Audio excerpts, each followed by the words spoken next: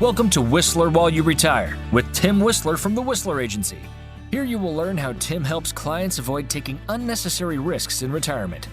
With a fiduciary responsibility, Tim's mission is to help retirees and soon-to-be retirees create a greater sense of confidence about their retirement plan. Now, on to the show. You may be thinking about retirement from the wrong point of view. Instead of planning for it with the question, how much money will I have? There is another approach, and Tim Whisler is here to tell you about it. I'm Patrice Sikora, and welcome to the Whistler While You Retire podcast. Tim, what is the change in perception that people might need to consider? Well, Patrice, as we know, there is just so much information available everywhere, right? We just live in this loaded, available technology, information's everywhere. And unfortunately, I think it really causes people to doubt whether or not they can afford to retire because they have been bombarded for years that in order for you to be able to retire, you have to have a specific dollar amount in assets. And my clients that work with me know that is not the case because of the process they experience and work with me. So today I kind of thought we could share with the listener how I go about helping a client establish the plan for their retirement. And I think that's what it's all about. Yes, numbers are important, but I think the plan is what ultimately we need to discuss and come up with. And that way, then it kind of helps alleviate that main question, are we going to be okay? But, before we get started, I want to recommend to our listener that they grab a pen and paper, because when we near the close of this episode, I'm going to share with them the two key questions that they need to know. Okay, great. And going back to that number, what was the TV ad that used to say, what's your number? Yep. It was the company called ING. Right. Remember that? People are walking around, going about their day. They're carrying this big number underneath their arms and they're kind of looking at each other. And it was all about what's your number? And I get where they were coming from. But I think at the same time, it also kind of created some doubt where like, hey, that guy that's carrying a number, our number isn't as big as his. Can we afford to retire? And I think that's where we really, truly need to sit down and kind of go through the process of developing that plan. All right. Talk to me about the plan. So I think ultimately what we do is we just walk them through this process. And from when somebody engages with me for the first time, and we kind of just start setting the expectation of, okay, here's how the process is going to flow. We're not going to get into any type of conversation regarding recommendations, anything like that, until we understand truly what it is that's going on. So the very first thing that we do is we will send out to them. I usually mail out a packet to them prior to our actual meeting. And the packet just allows them to get to know me a little bit more about the credentials, the services, et cetera. And included in that is what I send out to them. It's called a document collection checklist. And so this is simply a simple checklist that says, okay, grab your copies of your retirement plan accounts, grab copies of your bank account statements. For example, if you're getting ready to retire from a company that's going to offer you a pension, grab those pension payout information, grab your Social Security statements. So just those types of documents there are the type of documents that we want to have in front of us when we actually have that face-to-face meeting. So nothing really difficult to find. Nothing difficult at all. I mean, sometimes we have to maybe blow the dust off of an old life insurance policy that we've got filed away somewhere, but just gathering those, I'm like, oh yeah, I forgot about that one. Or, oh yeah, that's because all of those types of policies and accounts will all come into the equation. Doesn't necessarily mean we're going to change anything, but if we can just get a good amount of detail and we take an inventory of what we have, ultimately it will lead to a more vivid and detailed analysis that really truly benefits them. Now you mentioned a pension. Who has a pension anymore? It's one of those dying of the world, but there are still a few people out there who do have the ability to draw a pension in retirement. And one of the services that we provide is what I call a pension maximization. So here's kind of how that works. When they get that pension payout information, so let's use the example of John Doe. He's worked 40 some years for ABC Company. They're offering him a pension. John's married to his wife, Jane. He plans on bringing her into retirement with him. And they say, okay, John, here's your pension payout information. He gets that document and he's like, I can read English, but I don't understand any of this. Because they say, okay, John, here are your options. And I really try to break it down into three categories. It's a single life, and it's a joint life, And then also it can ultimately lead to what they call a life with period certain. So we won't go into those details here, but it's basically just saying, for example, if John simply wanted to receive that pension for his entire lifetime, whether his lifetime be 1 year after retirement or 30 years after he retires, that'll be the number that he receives while he's alive. But in our example here, John's married to Jane. So John may be concerned, and maybe Jane is also concerned about, okay, what happens to me, speaking for Jane, what Yeah. happens to Jane if John passes away too soon? What happens to that pension? Hmm. So in other words, we look at all those different numbers and we implement that into the analysis to figure out what is the best option for John to maximize his pension. And keep Jane in the picture. Keep Jane in the picture. That's right. That's exactly right. All right. So you've got numbers here from all these statements. Where do you take them? What do you do with it? So we've covered now assets, we've covered statements, we'll talk about Social Security. We've got all those different elements. We've got income, we've got assets. Now we have to come to everybody's favorite part of the topic of conversation called expenses. All Oh, right. dear. Okay. But again, we're trying to drive towards the point of understanding how much money do we need in retirement. So that one of the first things that we look at is we need to understand how much money do you need to cover your basic living expenses? Now, when you say basic living expenses, define that, because for one person, basic living is quite different from another's basic living. Absolutely. So, okay, let's talk about number one, food, clothing, and shelter. Mhm. Or they kind of break them down that way. So number one, food. All right, we're going to continue to eat. We'll go out to eat a lot. Well, how much we need to spend at the grocery store, et cetera, those different types of things. Living expenses. Okay, do we have a mortgage or don't we have a mortgage? Okay, if we do have a house that we own, we're pretty much exposed to some type of element of property taxes. So we got to factor into those. We got utilities, we got insurance, we got maintenance, your daily needs that you have for auto insurance and just all those different types of expenses that we're going to have no matter what type of retirement lifestyle we plan on living. Mhm. Okay. So I think that's the first key one. We kind of look at it from the standpoint of what do we have to have just to simply sustain life? What type of income do we need to pay those bills? So we walk them through that. And then when I'm doing the conversation, and I'm not just simply gathering numbers and we're just having this very dry, boring conversation, that the conversation is very dynamic and it's very fluid because while we're talking, I'm asking questions. Okay, describe for me your ideal retirement. What do you want to do in retirement?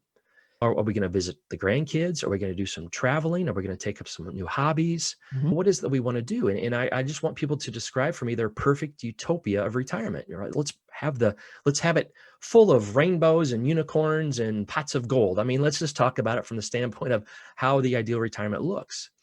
And so that way, then as we're gathering the expenses and we're talking about, okay, hey, we do want to take a couple of trips this year. Okay, perfect. What type of trips are we going to take?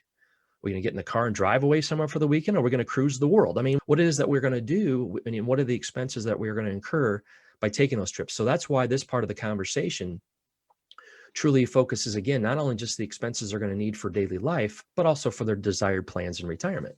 Okay, let me digress here a little bit. What if your clients, they don't know what they want to do in retirement? Yes, that is true. Sometimes we have that. So I try to drill down a little bit further because one thing that I really want to make sure that somebody doesn't fall into is that situation where they want so bad to change from their previous working years. Maybe they didn't like what they did for a living, but they did it because they had to have income, that they're just simply, I want to do nothing. I just want to veg for a while. Well, we got to be very careful about doing something like that. Because when we're in our working years and we're punching the clock, we're there Monday through Friday, minimum of 40 hours a week, whatever the case may be, that still gives us purpose, right? It keeps our mind active. It keeps our bodies active. Now, all of a sudden, we decide just to become a couch potato. A lot can happen. And a lot of times it's not good that can happen. Our health might deteriorate or whatnot. So, Right. so as they're describing, as I'm getting to know my clients and I'm asking about kids and grandkids and how long they worked, where they worked, what did they like to do there? Usually it evolves into the conversation about, I've always wanted to do this, but I never had time.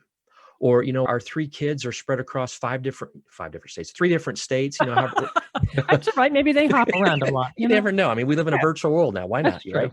They're down at four corners. That's right.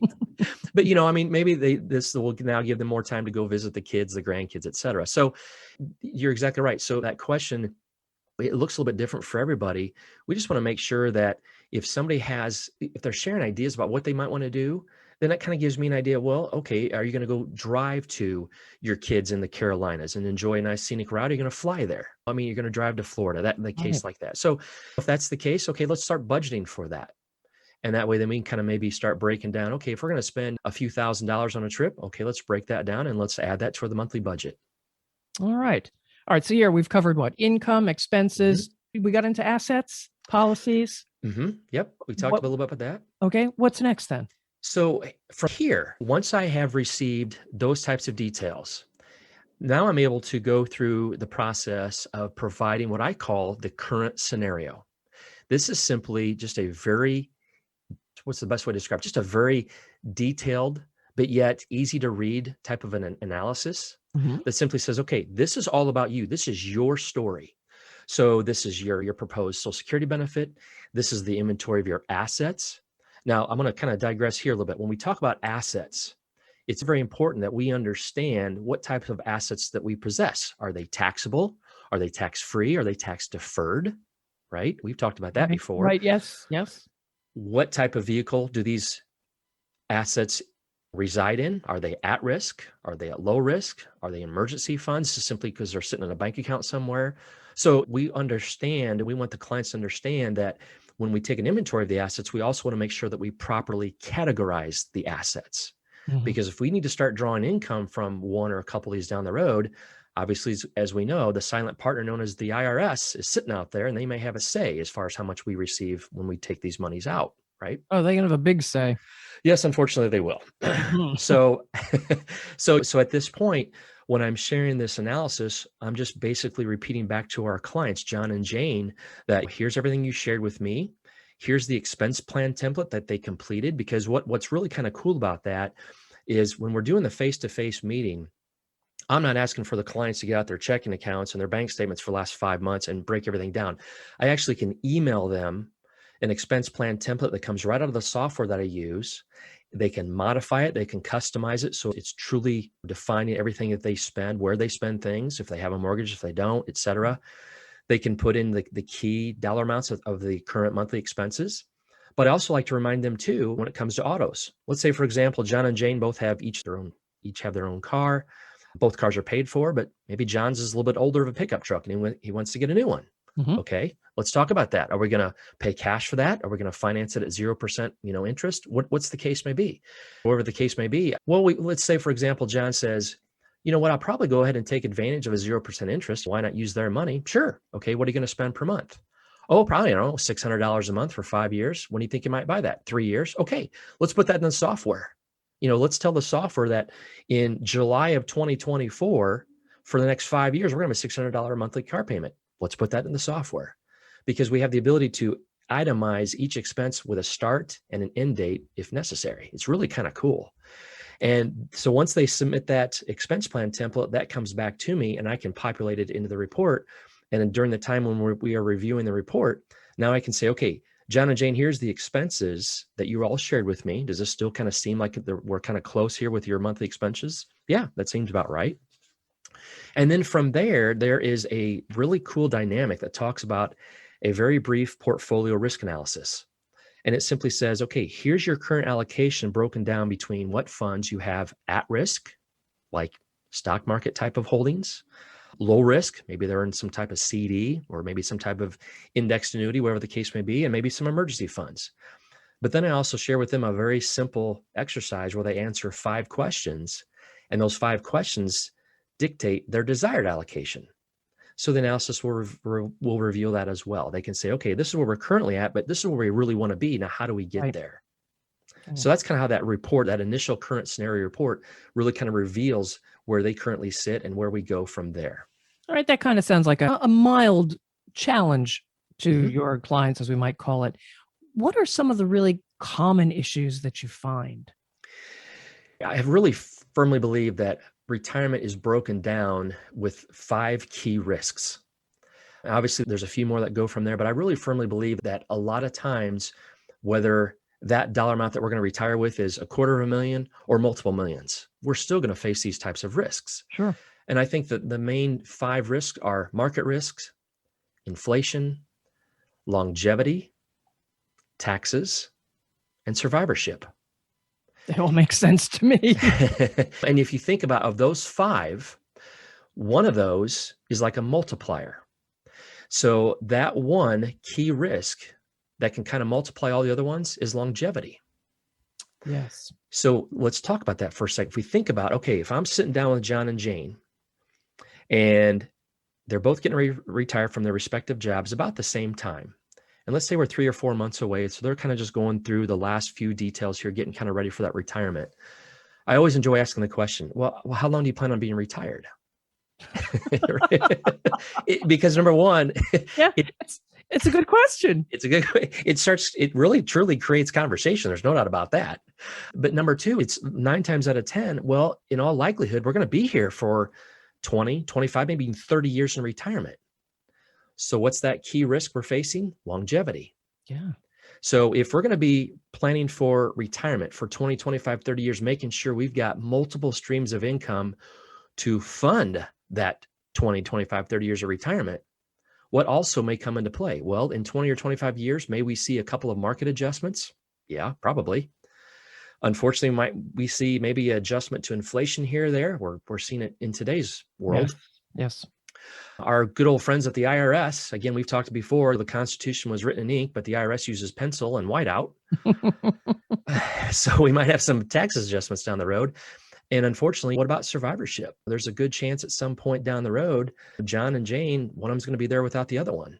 So what does that surviving spouse go through? So that's truly what the conversation, how it transitioned to the next phase, is talking about. Not only do I share those risks with clients, but I'm also looking for the answers to the questions of what keeps them up at night. What makes them a little bit uncomfortable about going into retirement? Is it one of those 5 key risks, or maybe something else? So that's kind of what we talk about when we start going through that initial analysis. Which of those seems to come up and create the most angst for somebody? Right now, when they say, we just want to make sure that we have enough, I usually ask them to kind of, okay, what do you mean? What might you think? Yeah. What may cause you not to have enough? And I think a lot of it, I think to answer your question, that the big one is taxes and market volatility. Because Okay. they remember what happened in 08. Mm-hmm. They're kind of seeing what's happening now with how much spending the government's doing. We know that at some point those bills are going to come due. And it could be an increase in tax hikes. It could be a decrease in tax credits. So we could be looking at $1 million 401k account. And again, as we know, as we draw down that 401k, we're going to get taxed at current income tax rates. What if that income tax rate bracket is different 5-10 years from now than it is today? So I truly believe that's probably the most common one is, do we have enough to retire on? And then from there, it usually is taxes and market volatility. All right. So you get this from your risk assessment questionnaire, or is that is that the one where you ask the people, how much would you lose? Could you lose and still sleep at night? Exactly. Right. We're kind of going through that, asking those questions to try to I want to draw out from them what is going to provide you with value in working with me, and what's going to relieve you of those worries that right now may be keeping you up at night. Those are the ones we're going to key in on. And then we've got a stress test. We're going to stress test it. Yes. It's easier to say to do than it is for me to say, but yes, we're going to stress test it. So here's how I stress test it. Whether they bring it up or not, I'm going to talk about, okay, Jane, you and John have been retired. You've had a great time. All of a sudden his health takes a turn and he suddenly passes away. How is this going to affect you? What are you going to be faced with? Right. And we're going to walk that situation through. Okay, let's back that up a little bit. Let's just simply say that something happens to John and it's not terminal, but he loses his independence. He can no longer take care of himself independently like he did all these previous years. How are we going to pay for that? Because if our healthcare decides to take a little bit of a turn for the worse, and if the healthcare needs are above and beyond what Medicare provides, where do we get the funds for that? Right. So a lot of times when I ask that question, more times than not, it usually brings up, or usually reveals whether or not somebody's been talking about it or not. Oh yeah, well, I know he's not going to take care of me. I mean, kind of, when the wife's kind of saying, well, he Sure. can't. I mean, my wife, Rhonda, and I have talked about that. I said, honey, she's a nurse. She's incredibly talented at what she does. She has that servant's heart. And I've told her before, I said, dear, I love you to no end. But I said, I can't care for you the way you can care for me because you're a nurse. I said, so we're probably going to need to look at some type of policy that helps me provide that care for you, so that way I can be a care manager instead of a care provider. Right. And I think that's a very important conversation, because We don't want to talk about that. I mean, I know, we had that 2-episode conversation with Bill Comfort Yes. talking about that. It's that conversation people don't want to have, but man alive, we have to talk about it because that can derail a retirement plan so quickly. So when we stress test it, we're talking about a spouse passing away too soon. We're talking about somebody getting sick. Let's talk about tax liabilities. If we're going to have a large chunk of our assets that's sitting in some type of tax deferred account, is that account going to play a role as far as providing income, or is that kind of sitting there off to the side just maybe as a what if scenario? So we're going to talk about that as well. So the stress test will bring in multiple variables to try to hopefully keep us on track through those years in retirement. And probably it's things that, as you started to say, nobody's going to talk about, nobody's going to think about. So you have got to bring it to the forefront. Absolutely. I do. I've always told people I kind of position my practice as providing a service of being a specialist during the distribution phase of retirement. And people don't even really understand what is the distribution phase, what's the accumulation phase. So I don't really lead with that. It's more along the lines of, hey, I'm just really trying to here to help you avoid taking unnecessary risk in retirement. That they understand. So that's the point where we kind of lead into that conversation and say, okay, let's go through the analysis. Let's make sure we stress test it, even because you may not understand all these different possible risks actually even exist. That's my job. That's the value that I'm going to bring to the table. Say, look, that's the professional. That's what a professional is supposed to do. It's like I go back to that example of our plumber. When he came in here and redid some work for us, I don't know what he does for a living, and I don't care to know that. But I love for the fact that he goes, hey, by the way, this is what we're going to do, but what about this or this? I never thought about that. What would you recommend? And Exactly. that's where I think where the value needs to be brought forth. When a client's going to work with a professional, when it comes to retirement, they need to be bringing up questions that we ourselves as consumers may not have even thought of. All right. And you sent me ahead of this podcast a sample of a financial analysis, and I'm going through it, and it's very basic, very well laid out. But what I really love is the answers are all in color. Isn't that great? I don't have to look at the percentages. It's like, oh, wow, that makes sense. That's red, that's green. Go and stop. And like, oh, but that's 86.2% versus 77.55. No, give me the colors. Tell me about this report. This report is put together by a group of financial advisors. And that's what I love about it. These people are practicing what they're preaching. And this software, I've been using this software now for I don't know how many number of years now. And it's the absolute best resource that I have ever found in my practice, because you described it perfectly, Patrice. This is what every single client and prospect that I'm working with are introduced to. And I've heard that comment from so many people. I mean, I think of one dear client right now off the top of my head. Her name is Sandy. I met her and her husband, Harry, I don't know how many years ago, 4 or 5 years ago. We started kind of building a game plan for them. And unfortunately, as life happens, Harry got sick, developed cancer, and passed away. And so now the conversations with Sandy include now her son, her daughter, and her son-in-law. And I tell you what, and Sandy told me from day one, and she reminds me all the time, bless her heart, she just said, Harry took care of this. I don't know anything about this stuff. She goes, that's why my kids are here. And I said, well, Sandy, that's what we're going to do. We're going to walk you through this process at a level where you can grasp it in little steps and help it make sense to you. And this is the type of report we use. And she said the exact same thing you said. I love the colors on here. The colors I can understand. Absolutely. It's basic. And at a glance, you can look at it and say, I understand this. Exactly. And that's why I love to brag about it, because I didn't create it. I simply just utilize the resource that I share with my clients. And that's why I think it is so powerful, because we're not here to go through 50 some pages of graphs and charts and numbers. No. We simply want to answer the question, are we going to be okay? Yep. Here's the answer right here. And when I walk them through and I come to further back in the analysis where I talk about the life insurance, I talk about the long-term care insurance, we can look at the retirement risk we face. If we see some challenges, they're right there on paper. And now we can lead the conversation of saying, okay, hey, we're aware of this. We didn't realize how much of a risk we could possibly face. So how do we address that? Perfect. Now we're having a thorough, detailed conversation about something that may or may never happen. But the point of it is we've planned for it. And that's the key of going into retirement, is having a plan. I'm just looking at the healthcare and insurance on the monthly expense plan. They've got veterinarian. I could fill in that one. Yep. Boy, could I fill in that one. A lot of people can. That's exactly right. Those pets are a part of our family. We want to make sure that we've got the money for them. So you bet. Oh, they are. Oh my gosh. Now, you said you had a call to action. Yes. Got, I think, a fantastic call to action. I mean, one of the mentors that I follow shared this with us in a presentation not too long ago. And I thought, holy cow, I need to go back and redo a lot of conversations from previous years, because he really summed it up with two key questions that everybody needs to be able to answer. Question number one, how much guaranteed lifetime income do you have? Question number two, have you taken the key retirement risks off the table? Those two questions right there, when somebody's getting, and if we're talking within 5 years of retirement, okay, if we're 6, 7, 10 years away from retirement, okay, it doesn't hurt. Maybe start kind of visualizing, what do we want to do in retirement? We know how quickly time passes.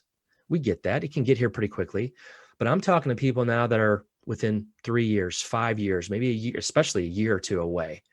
These are the types of questions we really need to start thinking about. Okay, we look at guaranteed lifetime income. Okay, so if somebody's listening to this and are thinking, well, the company I'm going to retire from doesn't provide me a pension.